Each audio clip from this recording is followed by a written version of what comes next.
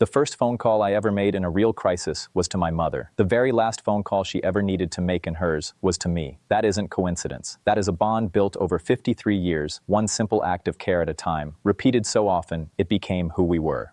Rebecca Watson was never a complicated woman. She didn't have to be. She was the kind of mother who showed up to every one of my little league games with a folding chair she carried herself. She packed my lunch every morning until I was old enough to feel embarrassed by it. Even then, she still did it. She stayed up late waiting whenever I came home after dark, not to scold me, but because she simply couldn't sleep until she knew I was safe. That was her. That was always her. Love, for Rebecca Watson, was never something she said out loud. It was something she did every single day, quietly, without keeping score, without asking for anything in return. When my father passed away 12 years ago, on a Wednesday morning in November, that somehow made the whole month feel different forever. She didn't fall apart. She handled grief the way she handled everything else, quietly, with dignity, head held steady. She sold one of the cars without telling me, just to cover funeral expenses. I only found out after everything was already taken care of. She kept the house running on a tight budget and still made sure there was a warm meal every Sunday for whoever happened to show up. Not once in all those years did she ever call me to say she was struggling. Not a single time in 12 years. So when Rebecca Watson called me at 7:42 on a Wednesday morning and said her chest felt strange, I didn't stop to think. I didn't weigh anything. I didn't debate options in my head. 53 years of that woman's love doesn't create a man who hesitates. It creates a man who moves immediately, without conditions, without questions.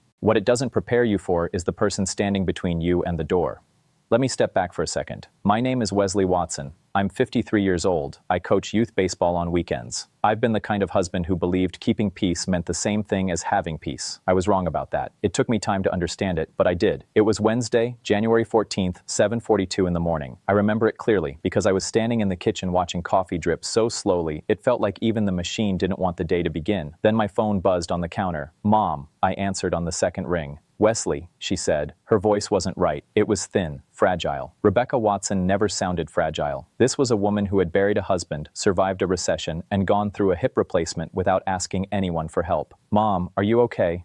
I didn't want to bother you, she said softly. Even now, at 82, she was apologizing for needing anything. I already started moving. Just a tight feeling, she added. And my left arm, she stopped. Mom, I said firmly. I'm coming. Stay right there. I hung up and stood still for 3 seconds, thinking fast. My truck was at Kowalski's auto shop on Flatbush Street. Alternator problem. They said it wouldn't be ready until Friday. I needed another option. There was Eve's car, a silver Honda CR-V sitting in the driveway with a full tank of gas. She had filled it herself 2 days earlier. Eve was upstairs. I could hear the shower running, that long, slow morning shower she took every day like she had nowhere urgent to be. I went to the stairs. Eve. No answer. Just water running. Eve. The shower stopped. What? Came her voice. I need your car. My mom's having chest pains. I'm taking her to St. Francis. I'll bring it back. Silence followed. Not thinking silence. Decision silence. Then she appeared at the top of the stairs, towel wrapped around her hair, robe tied loosely, expression unreadable. Wesley, I can't today. My mom is having chest pain. Her left arm is going numb. I heard you, she said calmly. Then she leaned on the frame, arms crossed. Call an ambulance. She doesn't like ambulances. You know that. She had a bad experience. Then call someone else, Eve cut in, already turning away. I have dinner with Joanne and the girls tonight, and I still have work. I'm not spending my whole day in a hospital waiting room. I just stood there. Her left arm is going numb, I said again, quieter. She paused, looked at me halfway, and said something I will never forget. She's your mother, Wesley, not mine. Figure it out. Then she walked back into the bedroom and closed the door gently. No anger, no shouting, just closure. Like my mother's health was a scheduling inconvenience. I stood there for a few seconds, then took my phone out. Clinton Webb lived 4 houses down. Retired electrician, 71 years old, steady as sunrise. He answered immediately. Wes, what's up? My mom needs to get to St. Francis. Chest pain. Can you drive us? Give me 4 minutes. No questions. No hesitation, just action. I called my mother back. Mom, I'm coming. Clinton's driving. Sit down and wait for me. She tried to protest. I didn't let her. Clinton arrived in 3 minutes and 40 seconds. I remember checking. The ride to St. Francis was quiet. My mother sat in the back seat holding my hand like she was the one reassuring me. She kept apologizing to Clinton the whole way. I was just watching TV anyway, he said once. Nothing important. She actually laughed. That small laugh nearly broke me. At the hospital, they moved quickly. Nurse Beverly didn't waste time. Dr. Cole was calm, but serious. We're running tests, he said. We don't ignore symptoms like these. 2 hours passed, then almost 3. No messages from Eve, not one. At 11:04, the doctor came back. It was a mild cardiac event, not a full heart attack, but she needs monitoring. She's stable, he added. Stable. That word landed hard and soft at the same time. When I went to see her, she smiled like she had been waiting for me her whole life. "You came," she said, like she wasn't sure I would. That hit me deeper than anything else that day. I stayed with her until late afternoon. She joked with nurses. Beat me at a word game she made up from hospital objects and state names. Even sick, she was sharper than I was. Before I left, she took my hand. "Eve didn't come," she said quietly. It wasn't a question. I didn't answer. She already knew. She just nodded once, looking out the window, and I saw it then. Not sadness exactly, something firmer, a decision forming. That night, I realized something simple. I wasn't just angry anymore. I was done. The next morning came too early. I woke before my alarm and just lay there staring at the ceiling while Eve slept like nothing had changed in the world. I made coffee. Loudly, I didn't care. She came downstairs later. "How is Rebecca?" she asked. "Stable." "How was dinner?" I asked. "Fine." That was it. Short words pretending to be normal life. But nothing was normal anymore. Later that morning, I went back to my mother with Clinton driving again. He didn't ask questions. He never did. When I walked into her hospital room, she was sitting up reading a crossword puzzle like she was on vacation. 7 letters, she said without looking up. "Betrayal." I stopped. "For the puzzle," she added. I laughed despite everything. We sat together quietly for a while. Comfortable silence. The kind that only comes after a lifetime of knowing someone. Then she closed the book. "I want to call Paul Logan," she said. "Her lawyer." I knew what that meant. "Mom, you don't have to." Wesley Andrew Watson. Full name. I stopped talking immediately. "I've spent my entire life working," she said, "saving, building something that mattered, something that goes to people who show up." She looked at me. Eve didn't show up. I didn't argue. She didn't raise her voice. She didn't need to. She just looked out the window and made a choice in silence. And I understood, very clearly, that some things don't break loudly. Some things just end quietly, the way a door closes gently, but never opens again. Good. She lifted her tea, took a small sip, and placed it back on the table. "Now are you going to answer that phone or not?" My phone kept buzzing on the table between us. "Eve, call number 29, lit up the screen. I looked at it, then I looked at my mom. She raised one eyebrow without saying anything. I picked up the phone, turned it face down, and let it vibrate against the wood until it finally stopped on its own. "Not yet," I said. The corner of her mouth barely moved, just a small sign. "Not yet," she repeated softly, like she was testing the word in her mouth. "I'll check on you tonight," I told her. "And tomorrow morning, and every morning after that." She waved her hand slightly, like she already knew the answer. "I know you will. I mean it, Mom. Wesley." She looked at me over the top of her glasses. She must have put them back on without me noticing. "I know you mean it. You've always meant it." I left Maplewood Drive at 1:15 p.m. I drove back to Asylum Avenue, pulled into the driveway behind Eve's silver CR-V, and just sat in my truck for a full minute without moving. 34 missed calls. 34. Then I finally got out and went inside. Eve was in the living room. She was sitting on the edge of the couch, still in her work clothes, both hands wrapped tightly around her phone, like it was the only thing keeping her steady. She looked up the moment I walked in.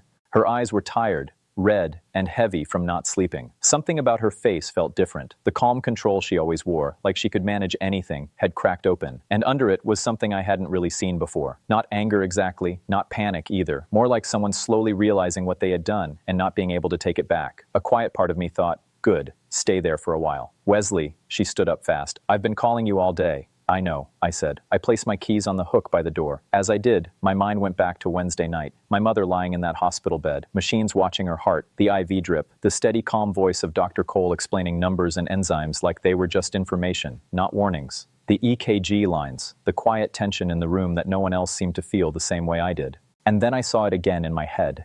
Eve at dinner, laughing, the girls talking. A breadbasket being passed around a table while my mother's heart was struggling somewhere else in the dark.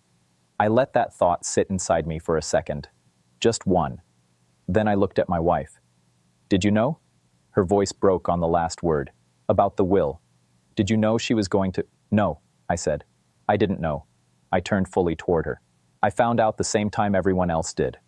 She pressed her fingers to her mouth for a moment, trying to steady herself.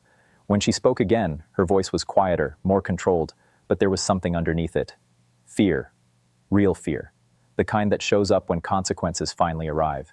"She took me out completely," she said.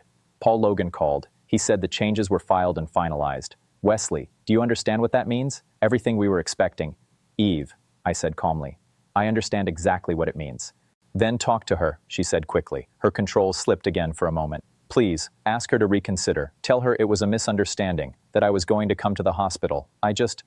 You just what? She stopped. I took one step closer. Not angry, not loud, just present, fully present in a way I hadn't been in a long time.